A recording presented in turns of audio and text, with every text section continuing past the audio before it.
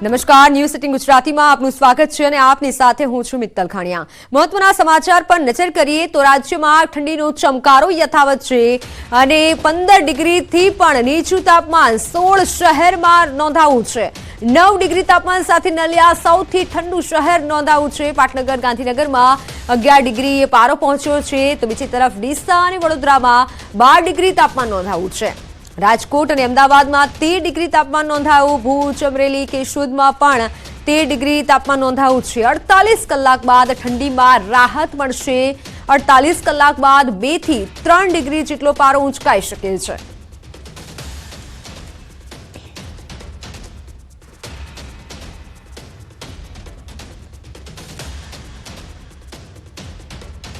તમારી સાથે સંવાદદાતા વિભુ પટેલ જોડાઈ ચૂક્યા છે, જેઓ પાસેથી વધુ વિગતો જાણીશું। વિભુ, હાલ ઠંડીનો ચમકારો સવારથી અનુભવાઈ રહ્યો છે, પરંતુ હવામાન વિભાગની આગાહી કે શું ઠંડીમાં થોડી રાહત મળશે?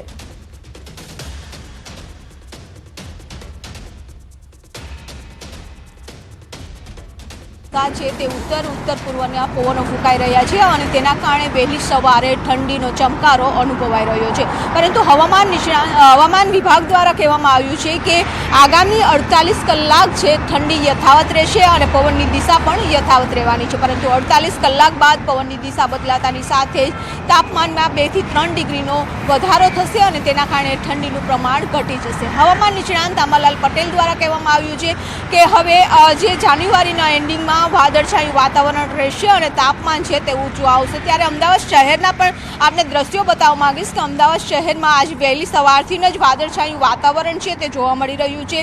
આ વાદળો છે તે આવશે કારણ કે એક વેસ્ટર્ન ડિસ્ટર્બન્સ સક્રિય થવાનું અનુમાન છે તે હવામાન નિષ્ણાંત આંબાલાલ પટેલે લગાવ્યું છે અને એ વેસ્ટર્ન ડિસ્ટર્બન્સના કારણે વાદળછાયું વાતાવરણ રહેશે। કેટલાક વિસ્તારમાં વરસાદી છાંટા પડવાની પણ અનુમાન છે તે વ્યક્ત કરવામાં આવ્યું છે। પરંતુ આ વેસ્ટર્ન ડિસ્ટર્બન્સના કારણે જ વારંવાર વાદળછાયું વાતાવરણ રહે છે, તાપમાનમાં વધઘટ થઈ રહી છે અને ઠંડીનો ચમકારામાં પણ વધઘટ થઈ રહી છે। તો આગામી 2 થી 3 દિવસ છે તે વાદળછાયું વાતાવરણ રહેવાનું અનુમાન છે। પરંતુ હવામાન વિભાગ દ્વારા કહેવામાં આવ્યું છે કે હવે ધીમે ધીમે તાપમાન છે તે વધશે અને તેના કારણે ઠંડીમાંથી રાહત મળશે।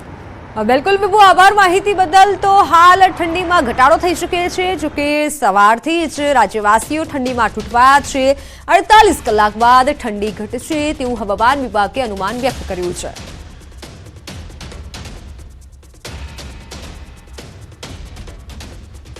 સાબરકાંઠાથી મહત્વના સમાચાર। હિંમતનગરમાં કંપનીમાં આગ લાગી। પોલજપુર પાટિયા પાસે ભીષણ આગ લાગી। ખુશ્બુ એગ્રો ઇન્ડસ્ટ્રીમાં આગ લાગી હતી। શોર્ટ સર્કિટથી આગ લાગ્યાનું અનુમાન છે। ફાયરની ટીમ હાલ ઘટના સ્થળે પહોંચી છે।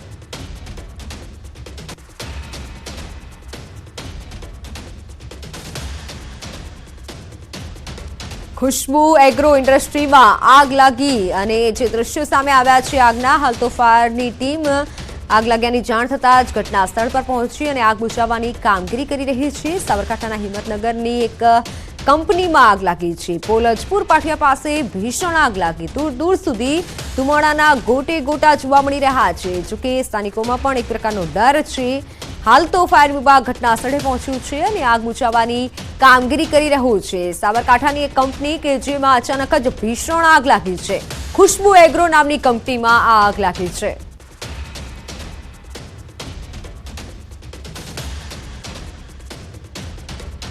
તો કોંગ્રેસની લોકસભાની ચૂંટણીની તૈયારીઓ। અમદાવાદમાં આજે ચૂંટણી સમિતિની બેઠક મળશે। પ્રદેશ કોંગ્રેસ ચૂંટણી સમિતિની મહત્વની બેઠક પ્રદેશ કોંગ્રેસ કાર્યાલય પર આ બેઠક મળશે। કયા મુદ્દાઓ પર ચૂંટણી જંગમાં ઉતારાશે અને ઉતરવું તે અંગે આ ચર્ચા કરવામાં આવશે। બેઠકમાં પ્રદેશ કોંગ્રેસ પ્રમુખ, વિપક્ષ નેતા અને સ્ક્રીનિંગ કમિટીના સભ્યો ઉપસ્થિત રહેશે। સ્ક્રીનિંગ કમિટીની રચના કર્યા બાદ આજે પહેલીવાર બેઠક મળશે। બપોરના 11 કલાકે પ્રદેશ કોંગ્રેસ પ્રભારી મુકુલ વાસનિક એરપોર્ટ પર આવશે અને ત્યારબાદ આ બેઠકનું આયોજન કરવામાં આવ્યું છે। પ્રદેશ કોંગ્રેસ કાર્યાલય પર બેઠક મળશે। તો ભાજપમાં જોડાવાના અહેવાલો વચ્ચે મોઢવાડિયાની સ્પષ્ટતા। ભાજપમાં જોડાવાની વાત મોઢવાડિયાએ ફગાવી છે। અર્જુન મોઢવાડિયાએ કહ્યું છે અને ટ્વીટ કર્યું છે, મીડિયામાં ચાલતા સમાચારો પાયા વિહોણા છે। હું કોંગ્રેસમાં છું અને પક્ષનો ચૂંટાયેલ એમએલએ છું।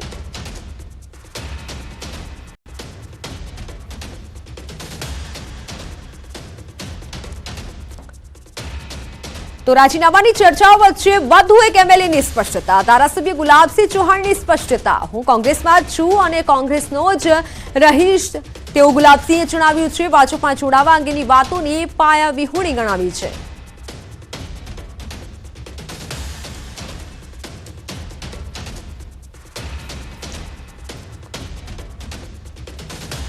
તો પીએમ મોદી આજે નવા મતદાતા યુવા સંમેલનને સંબોધશે. આજે વર્ચ્યુઅલ માધ્યમથી પીએમ સંબોધન કરશે. સિલ્વર ઓક યુનિવર્સિટીને મુખ્યમંત્રી વિદ્યાર્થીઓ સાથે રહી અને નિહાળશે.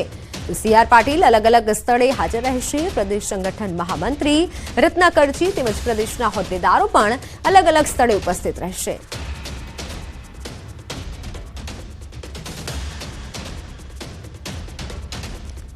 શક્તિપીઠ અંબાજીમાં માંબાનો પ્રાગટ્યોત્સવ ઉજવાશે. માંબાના પોષ સુદ પૂર્ણિમાએ પ્રગટ થયા હોવાથી માન્યતા પ્રવર્તે છે. ત્યારે અંબાજીમાં પોષી પૂનમને લઈને ખાસ તૈયારીઓ કરાઈ છે. અંબાજી ધામમાં 2 દિવસ મહાશક્તિ યજ્ઞ, શાકભાજીના અન્નકૂટ સહિત સાંસ્કૃતિક કાર્યક્રમો યોજાશે. સાથે માંબાની વિશાળ શોભાયાત્રા પણ નીકળશે. હાથી, ઘોડા, ડીજે સાથે શોભાયાત્રામાં 35 ટેબલો જોડાશે. શહેરમાં પરિભ્રમણ બાદ મંદિરે પરત ફરી સુવર્ણ શિખર પર ધ્વજા ચડાવવામાં આવશે. હાલ મંદિરમાં પૂરજોશમાં તૈયારીઓ ચાલી રહી છે. ઠેર ઠેર ફૂલોનો શણગાર, રંગોળી કરાઈ છે. હવન કુંડ તૈયાર કરાયા છે. સાથે જ પાકટોત્સવની નિમિત્તે 2100 કિલો સુખડીના પ્રસાદનું વિતરણ કરાશે.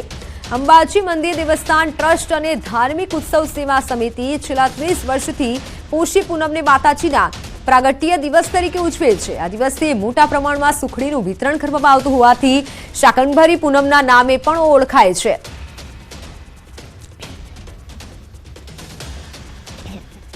પ્રસાદ બનવાની પૂર્ણતાની આરે જે 2100 કિલો પ્રસાદ બનાવવામાં આવે છે. એમાં આપણે 42 ડબ્બા શુદ્ધ ઘી વાપરવામાં આવ્યું છે. સવારે 7 વાગે ગબ્બરથી જ્યોત લાવીને મંદિરની અંદર જ્યોતથી જ્યોત મિલાવીને શક્તિ દ્વારે અમે ભવ્ય આરતીનું આયોજન પણ કરેલ છે. અને પછી નગરમાં હાથી ઉપર બિરાજમાન થઈને નગરજનોને દર્શન આપવા માટે નીકળતી હોય છે.